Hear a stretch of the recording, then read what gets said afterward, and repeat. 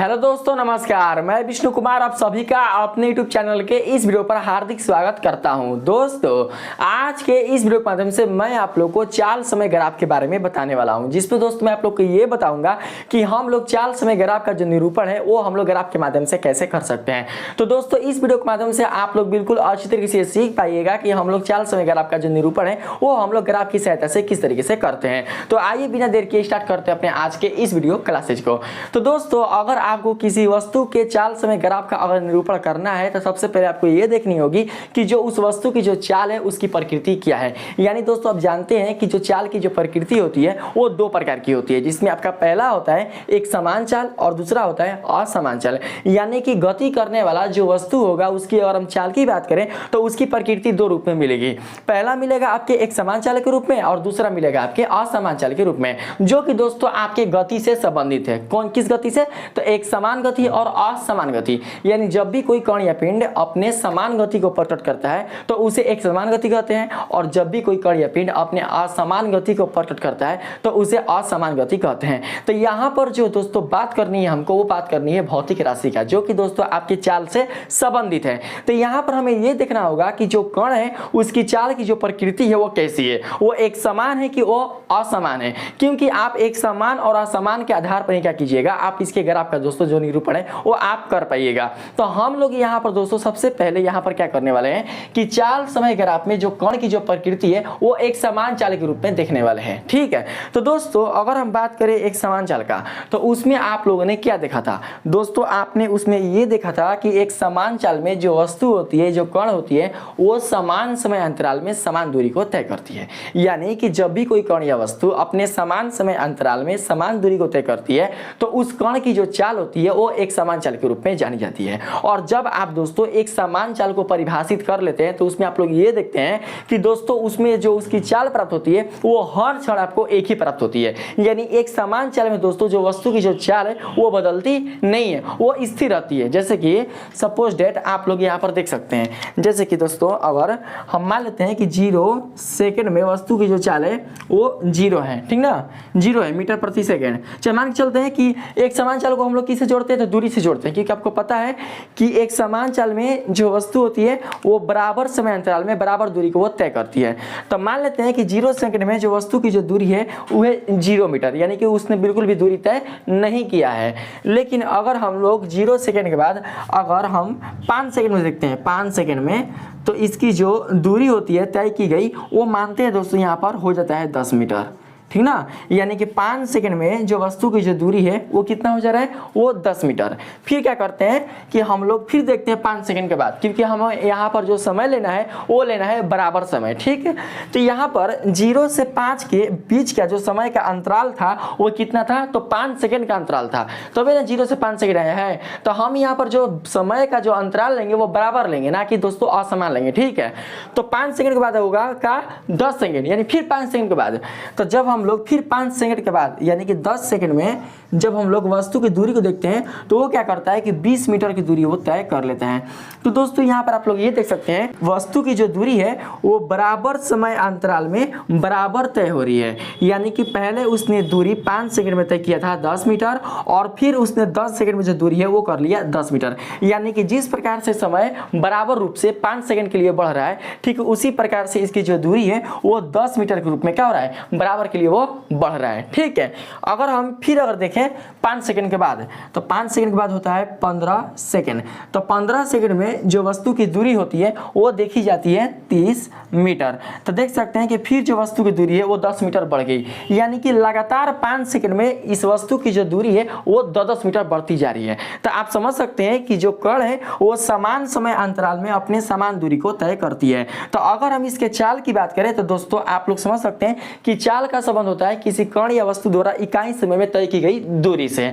तो अगर आप इसका चाल निकालोगे तो दोस्तों इसका जो चाल होगा वो निकल कर आएगा एक समान चाल के रूप में। यानी कि एक समान चाल ये बताती है कि एक समान चाल के अंतर्गत जो कण होता है वो बराबर समय अंतराल में अपने बराबर दूरी को वो तय करता है, जैसा कि आप लोग यहाँ पर देख सकते हैं। अगर हम बात करें दोस्तों इसके चाल के लिए, क्योंकि हमें यहाँ पर जो ग्राफ ड्रॉ करना है वो करना है चाल समय ग्राफ को लेकर, तो जब हम इसका ग्राफ ड्रॉ करेंगे तो इसमें दोस्तों इसका जो चाल मिलेगा वो दोस्तों आपको अलग अलग नहीं मिलेगा, वो आपको एक ही मिलेगा, चाहे आप दोस्तों 5 सेकंड पर निकाल लो, चाहे आप 10 सेकंड पर निकाल लो, या 15 सेकंड पर निकाल लो, या 20 सेकंड पर निकाल लो, या 5 से 15 सेकंड का निकाल लो, फिर दोस्तों इसका जो चाल है वो बिल्कुल भी बदलने वाला नहीं है। इसका चाल दोस्तों आपको एक ही मिलेगा। कैसे था आप लोग समझना।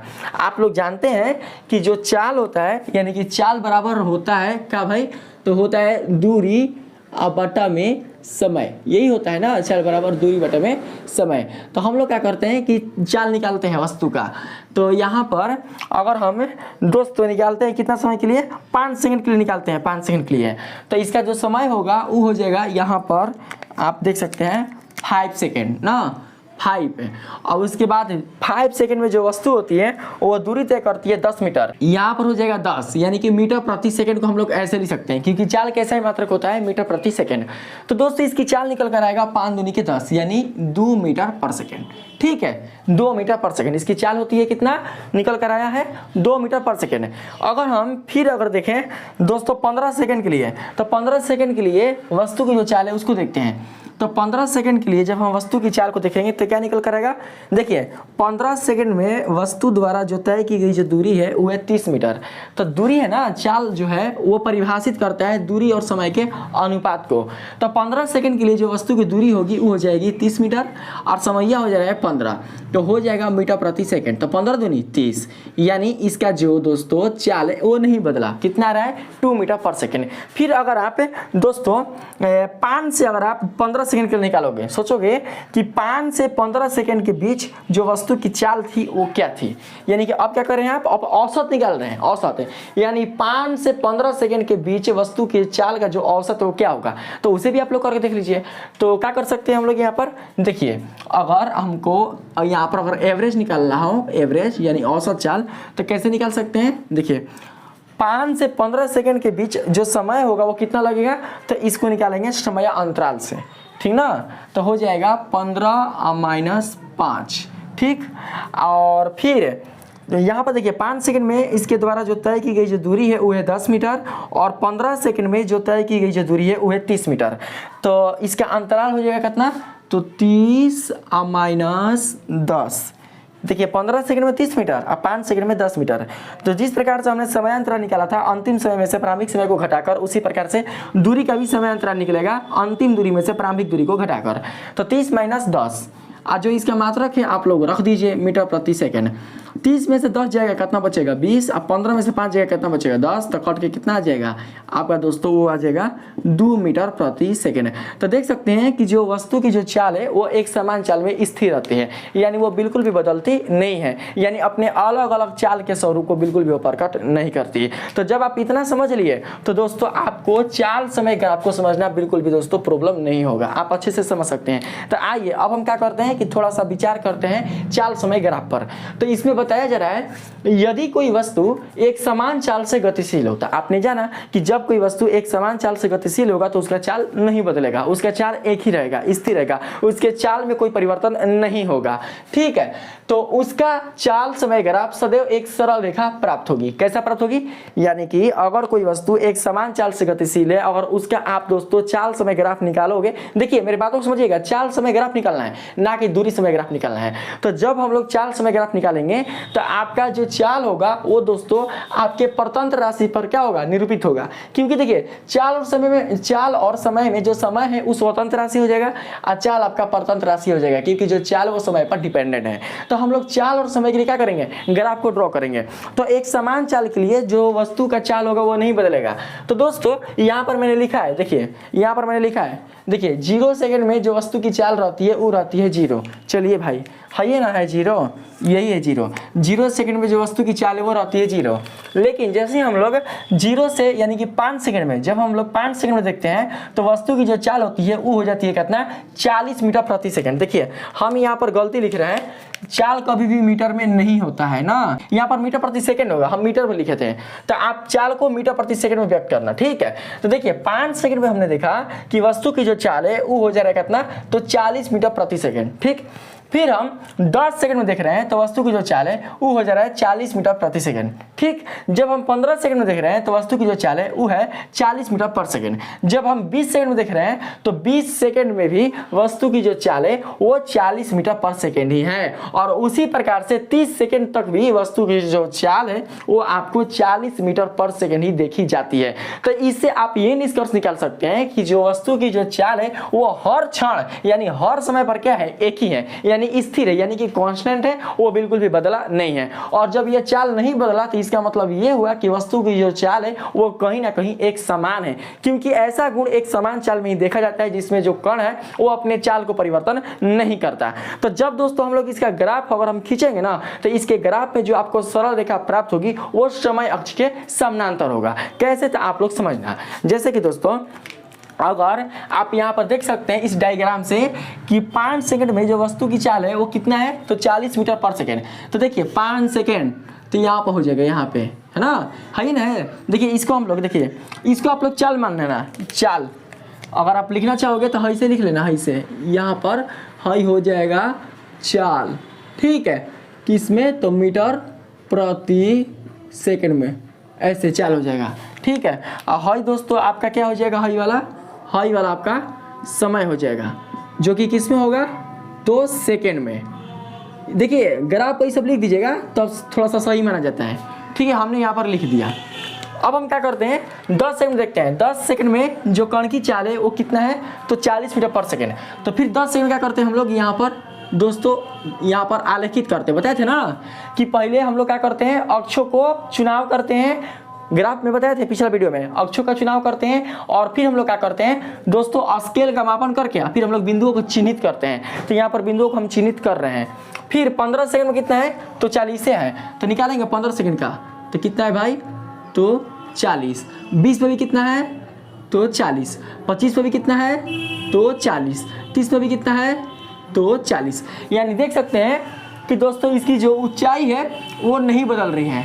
ऊंचाई क्या है, इसकी जो ऊंचाई है दोस्तों वो स्थिर है ना, बराबर है, इसकी ऊंचाई में बिल्कुल भी परिवर्तन नहीं है।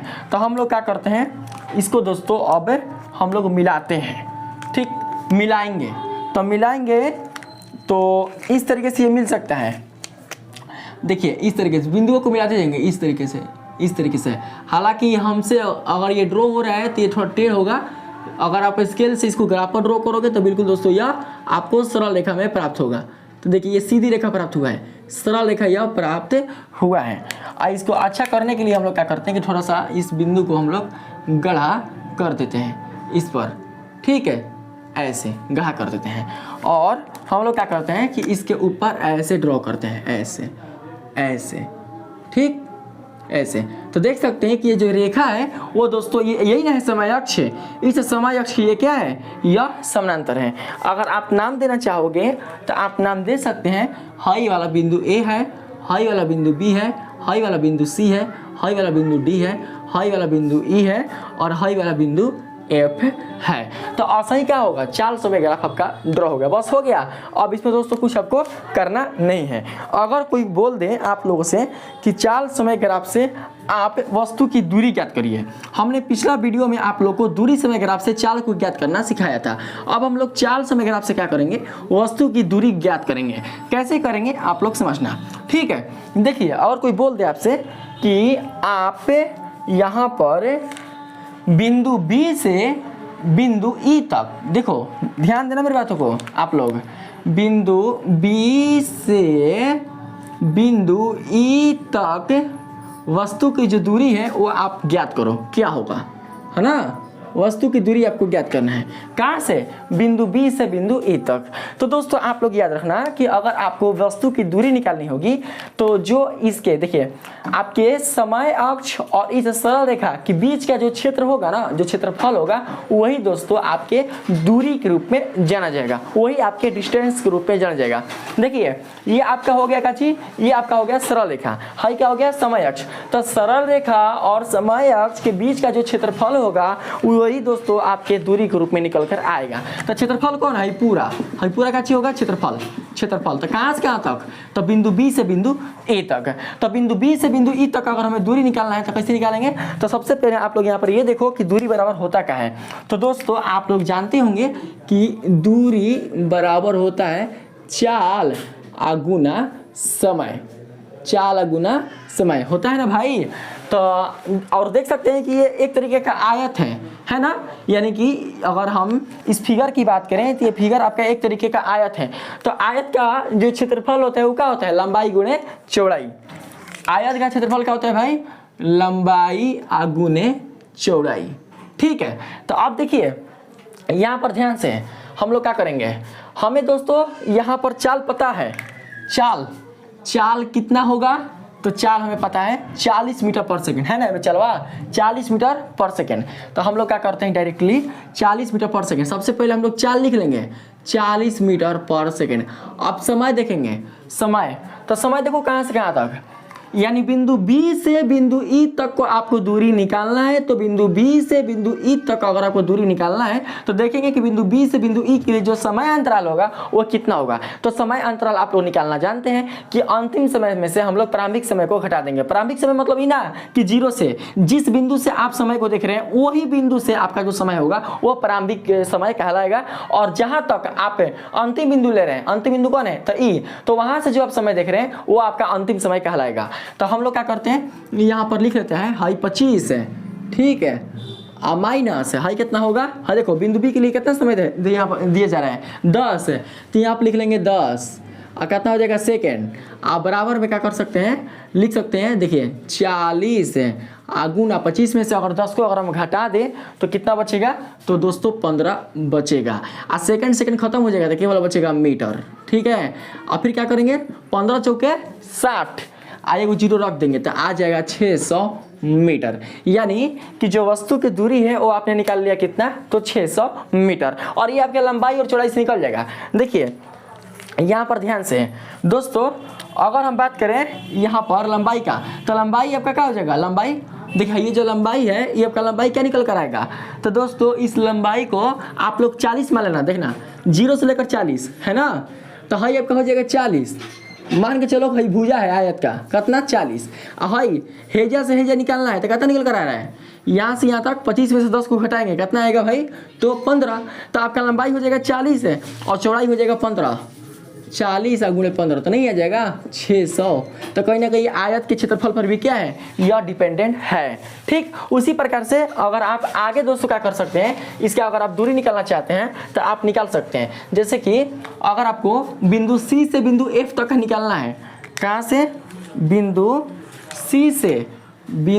C से अगर बिंदु F तक का आपको दूरी निकालना है तो कैसे निकालिएगा, तो S बराबर होता है का, तो चाल गुणे समय। ठीक है, तो चाल पता है, चाल नहीं बदलेगा ना, चाल सेम रहेगा कितना, तो 40 मीटर पर सेकेंड। बदलने वाला कौन है, तो समय अंतराल। तो देखिए यहाँ पर बिंदु C के लिए जो प्रारंभिक समय होगा वो होगा 15, और जो बिंदु F है अंतिम, जो F है उसके लिए अंतिम समय होगा 30 सेकेंड। तो हम लोग अंतराल निकालेंगे, कैसे भाई निकालेंगे, तो 30 माइनस हाई देखिए कितना है 15 है ना, तो 30 माइनस हो जाएगा 15।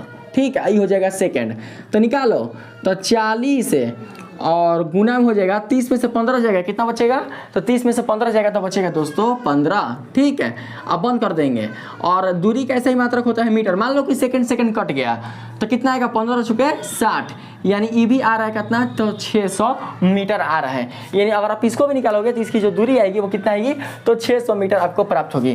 तो इस तरीके से हम लोग क्या करते हैं कि हम लोग किसी वस्तु का जो दूरी है वो हम लोग चाल समय ग्राफ से हम लोग निकाल सकते हैं। अगर डाउट लगेगा कि सर यहाँ पर भी 600 मीटर आ रहा है, यहाँ पर भी 600 मीटर आ रहा है, गलती है कि सही है, तो दोस्तों आप लोग अगर ऐसा डाउट लग रहा है तो आप देख सकते हो यहाँ से भी, अगर बिंदु A से बिंदु F का निकालना होगा, बिंदु A से बिंदु F का, तो कैसे निकलेगा, तो S बराबर आपका चाल हो जाएगा वह 40 मीटर पर सेकेंड गुना, देखिए बिंदु A पर समय होगा प्रारंभिक 5, F पर कितना होगा 30, तो लिखेंगे 30 माइनस 5 हो जाएगा सेकेंड, तो हो जाएगा 40 गुना 30 में से 5 जाइए कितना बची, तो 25 बची।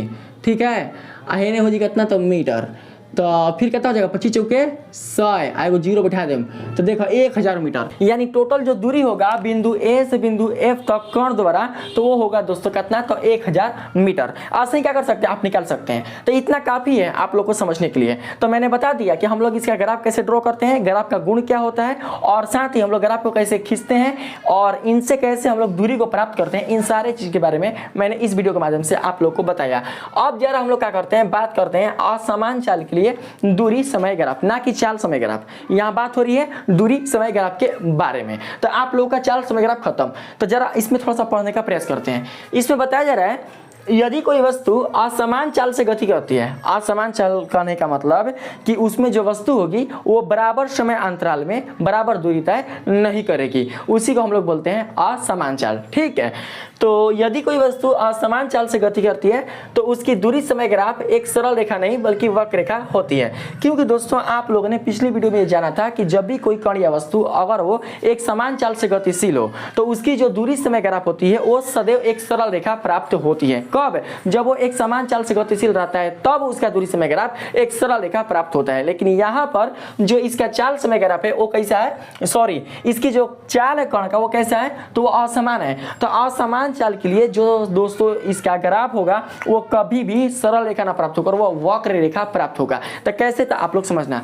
देखिए हमने यहाँ पर डायग्राम बनाया है, तो देख सकते हैं कि 0 सेकंड में वस्तु की जो दूरी है वो कितना है, 0 मीटर। दूरी है मीटर में, समय है सेकंड में, यानी वस्तु ने कोई भी दोस्तों जो दूरी है वो तय नहीं किया है, इसलिए उसकी दूरी क्या है, 0 है। लेकिन अगर हम देखते हैं कि 5 सेकंड में जो वस्तु की दूरी है वो कितनी हो जा रही है, तो 5 मीटर। फिर अगर हम देखते हैं 10 सेकंड में वस्तु की जो दूरी है वो कितनी हो जा रही है, तो 20 मीटर। फिर हम देखते हैं कि 15 सेकंड में जो वस्तु की जो दूरी है वो हो जाती है 30 मीटर। फिर देखते हैं कि 20 सेकंड में जो वस्तु की दूरी है वो हो जाती है 30 मीटर। फिर उसी प्रकार से 25 सेकंड में हो जाती है 45 मीटर, 30 सेकंड में हो जा रही है 50 मीटर और 35 सेकंड में हो जा रही है 70 मीटर। तो दोस्तों आप लोग देख सकते हैं कि जो समय है वो बराबर है, 5 के बाद 10, 10 के बाद 15, 15 के बाद 20, 20 के बाद 25, 25 के बाद 30, 30 के बाद 35, यानी समय जो है दोस्तों वो तो बराबर है। लेकिन जो दोस्तों इसके द्वारा यानी कण द्वारा जो तय की गई जो दूरी है वो बराबर नहीं है। यानी कभी वो 5 कर रहा है मीटर दूरी, कभी वो 20 मीटर दूरी तय कर रहा है,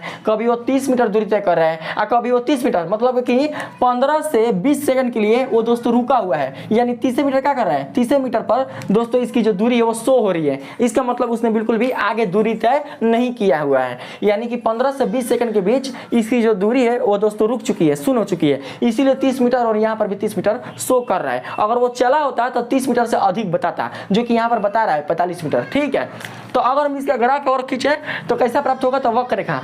देखना कैसे, समझिएगा। 0 तो 0, काम खत्म। तो यहाँ पर हम लोग क्या कर सकते हैं दोस्तों, देखिए 5 सेकंड में जो दूरी है वो हो रहा है 5 मीटर। तो 5 मीटर कहाँ आएगा, देखो 5 मीटर आएगा, देखो हाई 10 है ना, तो 10 के बीचों बीच आएगा, 10 के बीचों बीच है जा। ठीक है, फिर 10 सेकंड में जो वस्तु की दूरी है वो है 20 मीटर। तो 20 मीटर कहाँ आएगा, देखो है जा आएगा 20 मीटर, 20 मीटर 10 सेकंड में तो आएगा यहाँ पर, देखो यहाँ पर आएगा। ठीक है, इस तरीके से। फिर देखिएगा 15 सेकंड में जो वस्तु की दूरी है वो है 30 मीटर। तो हाई है 30 मीटर, 30 मीटर 15 सेकंड में, तो लिखेंगे 30 मीटर। ऐसे देखिए बिंदुओं को चिन्हित कर रहे हैं, समझते रहे ना, चिन्हित कर रहे हैं। तो ये हो गया कितना भाई, तो 30 मीटर। समझना सब ध्यान से। आगे देखिएगा इसमें 20 सेकंड में कितना है, तो 30 मीटर, 20 सेकंड में भी 30 मीटर, यानी कि यहाँ तक जो वस्तु की जो दोस्तों दूरी है वो शो हो रही है किस रूप में, रेस्ट के रूप में, यानी कि विराम के रूप में। ठीक है, अगला देखना 25 सेकंड में, 25 सेकंड में जो वस्तु है वो 45 मीटर की दूरी तय कर रही है।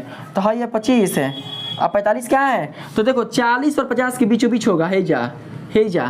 तो ले लेंगे कहाँ तक, तो हम लोग यहाँ तक। देखो इसको अगर ऐसे मिलाएंगे तो थोड़ा सा इधर मिलेगा ऐसे। ठीक है, इस तरीके से मिला है ना, इस तरीके से। आगे देखो फिर आपका 45 हो गया, और फिर 30 सेकंड में 50, तो 50 कहाँ होगा, 30 सेकंड में 50, तो 50 आपका मिल जाएगा यहाँ पे। ठीक है, कौ गए 1 2 3 4 5 6 7, 1 2 3 4 5 6, एक और चाहिए ना, देखिए 35 सेकंड में जो वस्तु की दूरी है वो है 70 मीटर। तो 70 कहाँ पर है, ऊपर है, तो हो जाएगा हेजा हो जाएगा हेजा। देखिए हाई 35 सेकंड है और हाई है 70 मीटर की दूरी। तो दोस्तों देखिए कबों का ये सीधा हो सकता है, कभी भी ये वक्र रेखा के रूप में प्राप्त होगा। यानी कि हम लोग इसको ऐसे कर सकते हैं, ऐसे देखिए हस्त रेखा से मिलाएंगे, हस्त रेखा से ऐसे देखिए, फिर ऐसे और फिर ये हो जा रहा है 30, तो हिजा कर देंगे 30, ठीक ना। यहाँ से यहाँ तक लेकर गए, अब फिर ऐसे हुआ और यहाँ पर बिंदु का हम लोग नाम दे देंगे डायरेक्ट, और यहाँ पर इसको ऐसे मिला देंगे। तो ये आपके किस रूप में आ गया, तो वक्र के रूप में यह प्राप्त हो चुका है। खाली हाँ ये बता रहा है कि ये जो आप देख रहे हैं लाइन सीधा वाला, ये सीधा लाइन है, ये वक्र रूप में नहीं है, थोड़ा सा हम कर दे रहे हैं, ये आपका सीधा लाइन है।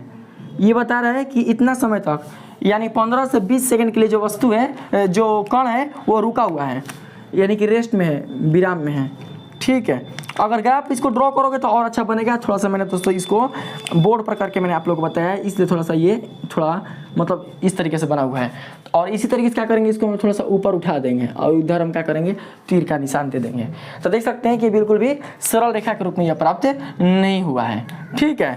तो इस तरीके से क्या कर सकते हैं हम लोग, असमान चाल के लिए जो वस्तु का जो दूरी समय ग्राफ है उसे हम लोग ड्रॉ कर सकते हैं। तो दोस्तों अब आप लोगों ने इस वीडियो के माध्यम से ये जान लिया कि हम लोग चाल समय ग्राफ में जो एक समान चाल का जो ग्राफ है उसे कैसे ड्रॉ करते हैं, और साथ ही असमान चाल के लिए जो दूरी समय ग्राफ है उसे हम लोग किस तरीके से ड्रॉ करते हैं। तो दोस्तों आज के लिए इतना ही। अगर आज के इस क्लास के माध्यम से आप लोगों ने चाल समय ग्राफ को अच्छी तरीके से समझा है तो प्लीज दोस्तों मेरे इस वीडियो को आप लोग लाइक कीजिएगा, सब्सक्राइब कीजिएगा और पसंद आए तो अपने दोस्तों में भी शेयर कीजिएगा। मिलते हैं फिर से एक नए वीडियो के साथ, तब तक के लिए धन्यवाद।